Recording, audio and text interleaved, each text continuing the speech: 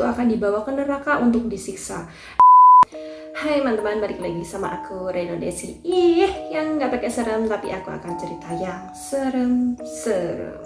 Kali ini aku akan menceritakan salah satu kisah tentang tuyul, si makhluk yang suka banget sama duit. Tanpa basa-basi kita mulai, let's go. Jadi si makhluk kecil yang suka duit ini udah lama banget sebenarnya kita dengar ceritanya pun udah banyak, udah simpang siur di berbagai kalangan ya. Dari dulu sampai sekarang tuh ceritanya itu aja, dan katanya sampai sekarang dia masih eksis, masih dipakai, masih dipergunakan, dan masih dipelihara sama orang-orang yang menggunakan jasa si tuyul ini. Nah, aku akan membahas tentang seputar tuyul. Yang pertama aku akan bahas tentang sejarahnya. Langsung aja, let's go. Pada tahun 1952 sampai 1954 ada seorang antropolog yang bernama Clifford Geertz. Dia melakukan sebuah penelitian di daerah Mojokerto yang sekarang ini udah ganti nama menjadi Pare. Dia meneliti dan mendapatkan uraian sistematis tentang si makhluk halus ini. Ketika dia melakukan penelitiannya, dia bertemu dengan seorang tukang kayu yang masih muda, dan tukang kayu itu menjelaskan tentang makhluk-makhluk yang ada di daerah Jawa. Ada 3 jenis makhluk yang ada di daerah Jawa. Yang pertama adalah lalembut, yang kedua adalah memedi, dan yang ketiga adalah tuyul. Nah, kemudian si tukang kayu ini menunjuk kepada 2 orang anak kecil yang ketika itu mereka sedang berdiri mendengarkan si Clifford sama si tukang kayu ini berbicara. Si tuyul ini kira-kira berukuran atau berumuran seperti kedua anak ini, namun dia memiliki paras yang sedikit menyeramkan, tidak menggunakan baju, dan memiliki kepala yang botak. Menurut si Geertz sendiri, di Mojokerto ada beberapa orang yang memiliki tuyul, yakni yang pertama adalah seorang jagal, yang kedua adalah perempuan pedagang tekstil, dan yang ketiga adalah seorang haji.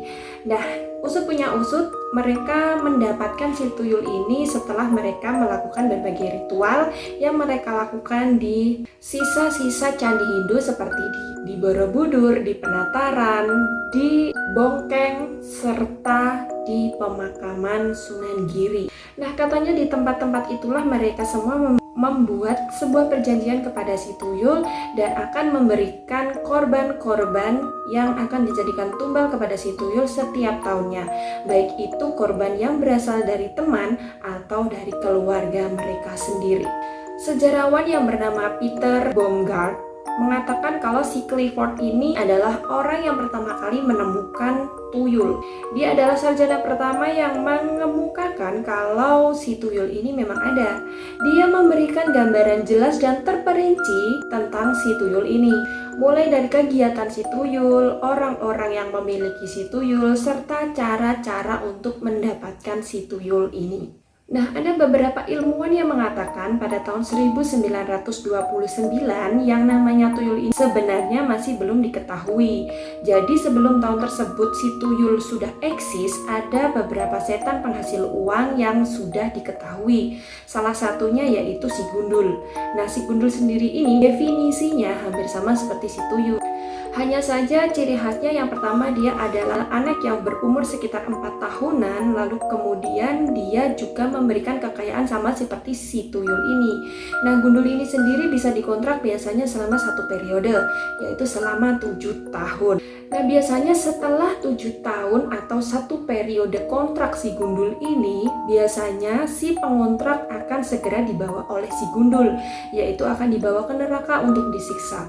Namun ada juga yang mengatakan kalau penyiksaan ini bisa ditunda hingga 2 periode alias bisa diperpanjang.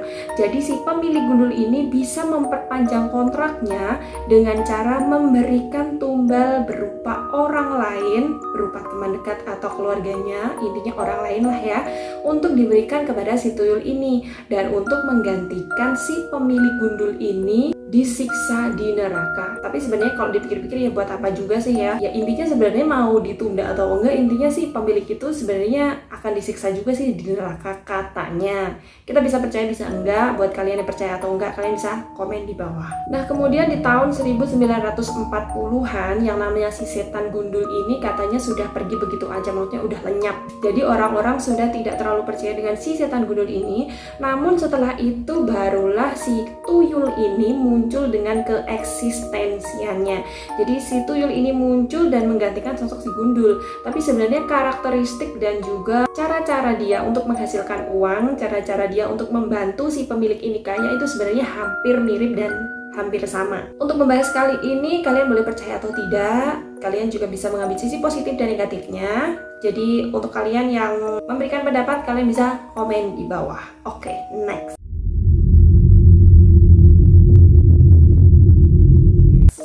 Mitos-mitos tuyul. Oke, aku sekarang akan membahas tentang mitos-mitos tuyul. Banyak sekali rumor yang beredar kalau misalnya kalian memiliki perhiasan emas ataupun uang, entah itu pokoknya benda-benda berharga yang hilang setiap malam secara terus-menerus, itu biasanya salah satu ciri-cirinya adalah diambil oleh si tuyul ini.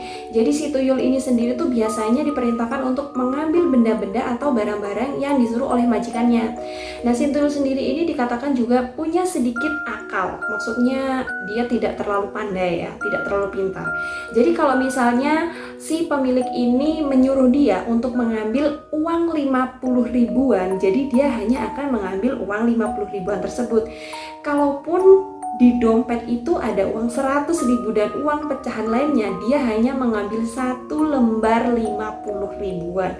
Karena dia sepertinya bukan sedikit akal atau bodoh ya, tapi mungkin dia lebih penurut kepada si pemiliknya sendiri. Nah, versi-versi tuyul ini sebenarnya nggak cuma ada di Indonesia, karena di negara-negara lain ternyata punya juga versi si tuyul ini namun dengan nama yang berbeda. Jadi mereka juga punya istilah-istilah untuk si tuyul ini. Nah, seperti contohnya ada di Thailand. Di Thailand sendiri memiliki sejenis tuyul ini namun namanya berbeda. Jadi namanya adalah komantong, itu yang biasa digunakan untuk jenis jin laki-laki yang menyerupai si tuyul ini. Lalu kemudian ada juga Koman Lai, itu adalah jin yang sejenis dengan si tuyul ini namun dia perempuan. Kemudian ada juga di Filipina hantu yang mirip dengan si tuyul ini yang bernama Tiyanat. Juga ada beberapa versi di Kamboja yang bernama Chohen Kroh. Ada sebenarnya mungkin di daerah-daerah lain seperti yang kita tahu kan banyak sekali ya daerah-daerah di dunia ini, apalagi di Indonesia aja tuh sebenarnya cukup banyak. Mungkin penyebutan tuyul sendiri itu di setiap daerah itu berbeda-beda. Jadi buat kalian yang daerahnya mungkin ada penyebutan nama yang berbeda sama daerah aku seperti tuyul, kalian bisa komen di bawah, kasih tahu nama-nama yang ada di daerah kalian, mungkin nggak sama. Oke, pasti akan seru banget. Jarum dan yuyu sebagai penangkal tuyul.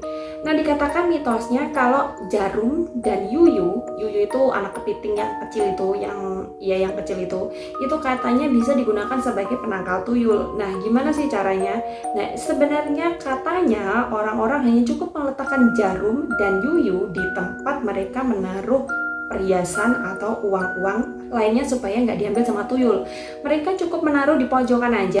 Terus nanti si tuyul itu katanya akan memperhatikan benda itu. Jadi dia nggak akan jadi mengambil uang. Jadi katanya si tuyul ini nanti akan bermain dengan benda-benda yang disiapkan itu dan tidak akan mengambil uang kalian.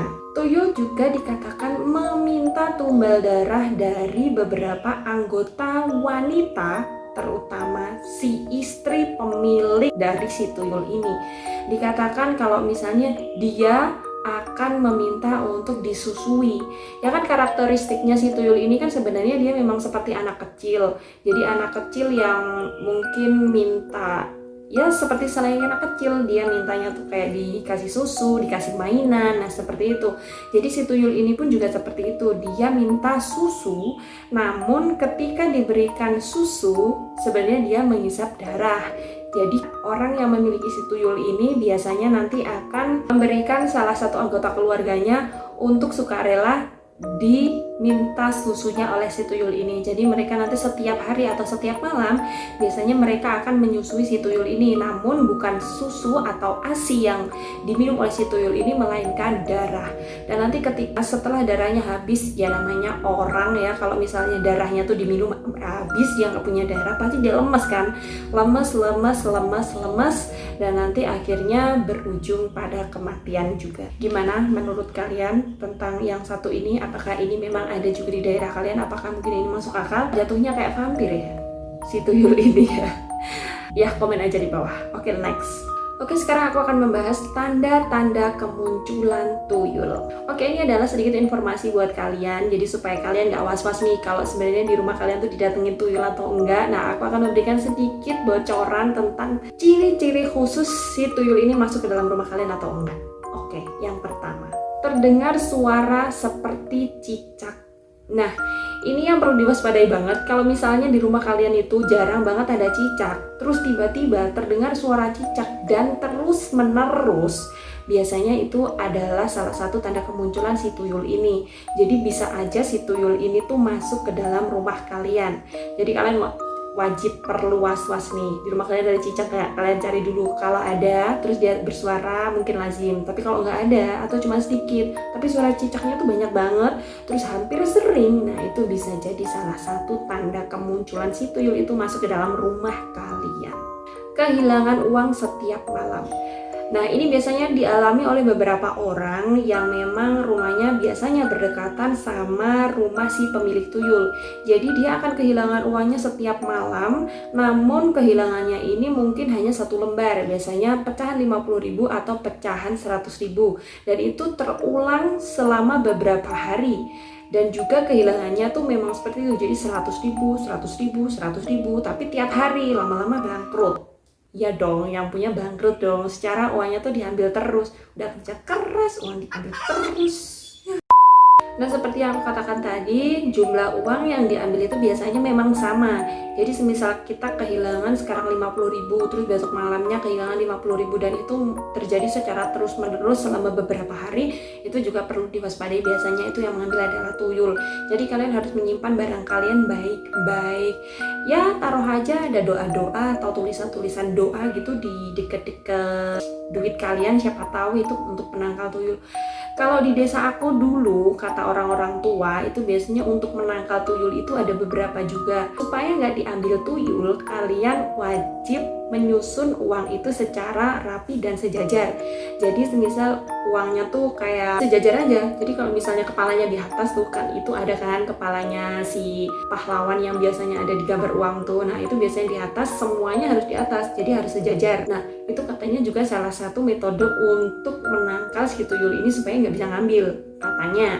Terus yang kedua juga, biasanya uang kalau banyak itu selain ditata rapi, dilempit, terus dikasih karet. Nah katanya si tuyul itu juga nggak akan bisa ngambil. Terus ada juga nih temen aku dulu yang pernah mengatakan kalau misalnya uangnya nggak mau diambil sama tuyul, kalian harus ngasih beberapa helai rambut kalian terus taruh di tempat kalian nyimpen duit.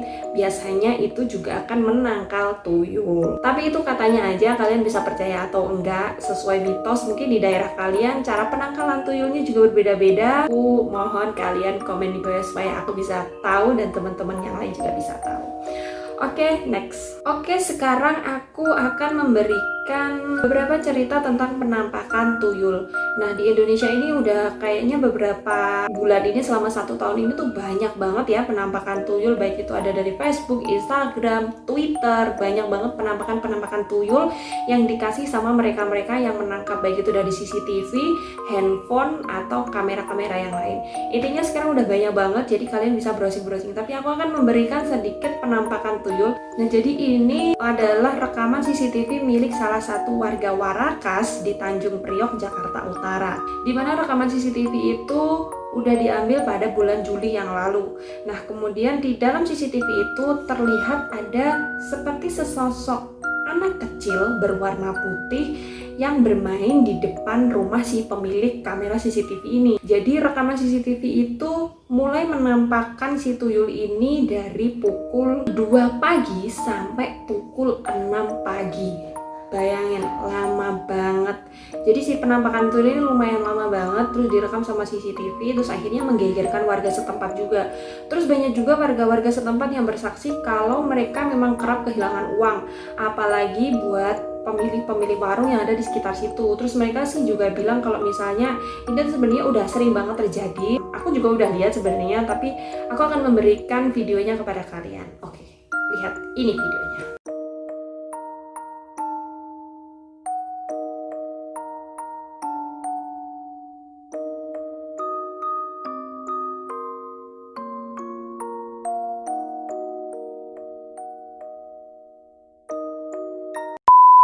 Itu tadi adalah video dari Tanjung Priok, pemilik CCTV di Warakas ini. Mungkin kalau kalian punya penampakan tuyul yang lain, kalian bisa share cerita kalian di bawah. Atau mungkin kalian pernah mengalami sendiri yang namanya si tuyul ini. Nah, aku sebenarnya juga punya beberapa cerita sih tentang si tuyul ini.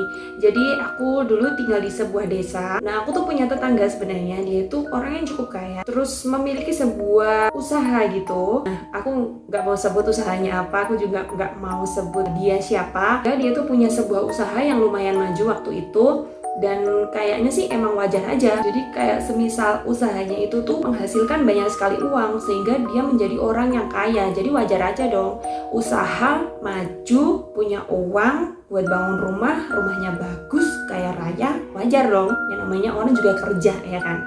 Nah, tapi hal-hal aneh mulai terlihat.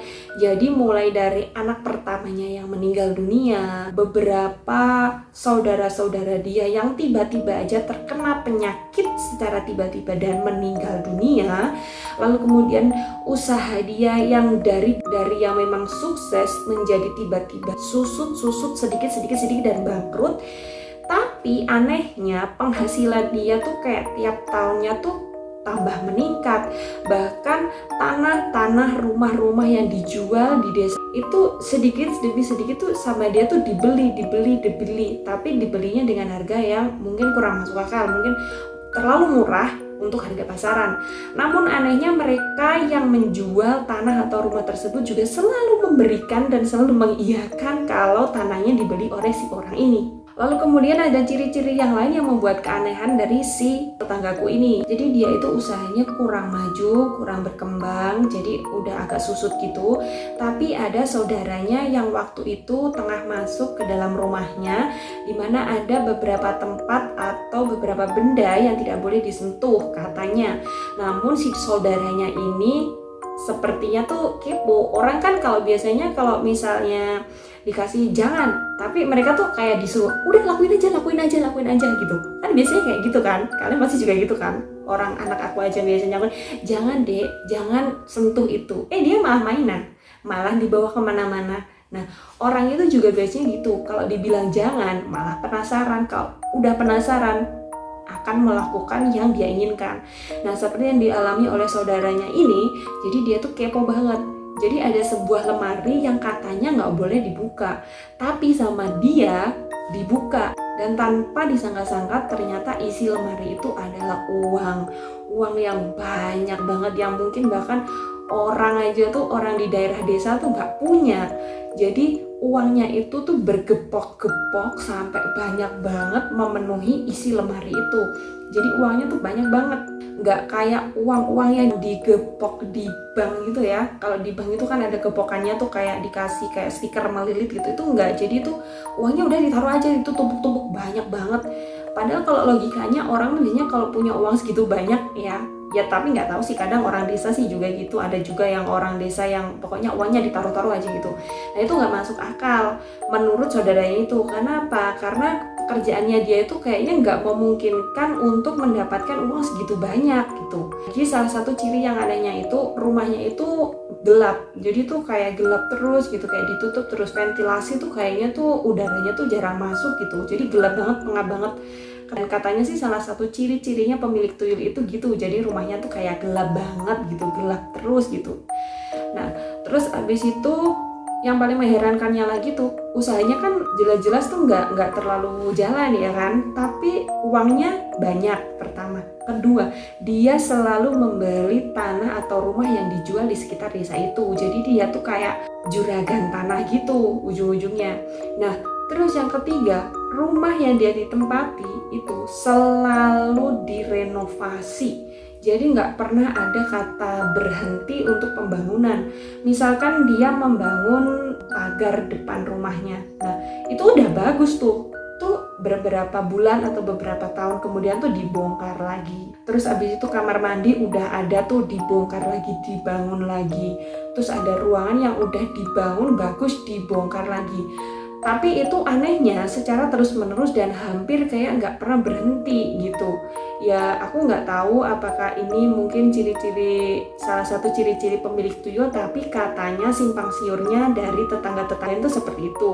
Terus ada juga salah satu keanehan yang terjadi. Ada saudaraku sendiri, jadi dia waktu itu lagi nongkrong, dia duduk-duduk di situ. Waktu itu katanya menjelang maghrib, jadi sore hari menjelang maghrib gitu. Kalau istilah Jawanya tuh surup, pas surup-surup. Nah, dia waktu itu duduk di situ, terus dia tiba-tiba ngelihat ada 2 orang anak kecil yang lagi bermain tanah di depan dia nongkrong. Nah, si anak itu katanya dua-duanya itu memiliki badan yang putih pucat, menggunakan celana pendek yang kayak popok itu, yang warna putih itu, terus gundul juga, terus dia memiliki wajah yang lumayan seram.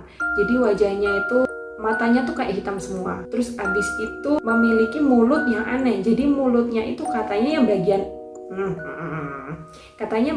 bagian atasnya itu kayak nempel di hidung. Jadi kayak agak-agak terlihat seperti bibir sumbing gitu. Katanya si 2 anak kecil itu lagi bermain di situ, dan yang lihat cuman tetangga aku ini aja. Sebenarnya yang nongkrong di situ banyak banget, ada beberapa orang gitu. Cuman yang lihat cuman si tetangga aku itu. Terus dia cerita sama orang-orang yang ada di deket situ. Nah, katanya memang kayaknya 2 orang itu adalah milik tetangga yang memelihara tuyul. Jadi 2 orang anak itu sebenarnya adalah tuyul. Itu adalah sedikit cerita yang bisa aku kasih tahu, karena itu juga katanya, aku sendiri juga belum tanya sama orangnya sebenarnya. Ya nanti kapan-kapan aku mau tanya dia sih ya, benar apa enggak. So buat kalian, apakah ini benar terjadi? Apakah yang aku ceritakan tadi mungkin ciri-cirinya itu sama nggak sih sama yang kalian tahu? Dan juga kalian punya referensi cerita-cerita tentang kalian ketemu sama si tuyul atau enggak, saudara-saudara kalian ketemu sama si tuyul? Kalian bisa komen di bawah. Nah oke, itu aja tadi sedikit cerita aku tentang si tuyul ini. Mungkin kalian bisa cerita bareng dan nanti kita bisa simak sama-sama. Oke, makasih banget udah nonton video aku kali ini. Jangan lupa kasih like, terus jangan lupa subscribe juga channel aku. Nyalain lonceng notifikasinya supaya kalian tahu kalau aku upload video setiap hari. Oke, makasih banget udah nonton. Jangan lupa kasih komentar yang positif, komen yang positif supaya kalian diberikan hidup yang positif. Makasih banget udah nonton channel aku. Semoga kita terhibur dan kita anggap kalau ini semua adalah cerita. Simpang siurnya aku juga masih belum tahu apakah ini nyata atau enggak. Beberapa cerita yang aku katakan ini bisa dianggap sebagai hiburan aja, bisa dipercaya atau bisa enggak. So ini semua tergantung sama kalian. Makasih banget udah nonton. Semoga kita bisa ketemu lagi setiap hari dengan cerita-cerita yang lebih seru. Oke, makasih udah nonton. Bye.